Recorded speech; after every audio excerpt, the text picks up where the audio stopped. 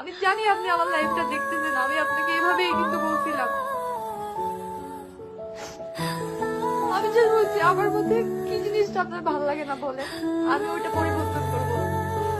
কি আমি শুকনো, আমার ভালো লাগতেছে, আমার কোনো ফিগারের প্রবলেম, আমি জিম করবো, সমস্যা নাই, তাও আমাকে ছেড়ে যাইয়েন না, তাও এগুলো আর করিয়েন না। ওকে চিনে না এমন কোনো মেয়েই নাই, খালি এই বলটাই চিনে নাই। খালি ভালোবাসাটুকু দেখছি, কখনো মানুষের যে এসে বলতো ওইটাও বিশ্বাস করতাম না। মানুষের কথা কখনো বিশ্বাস করি নাই।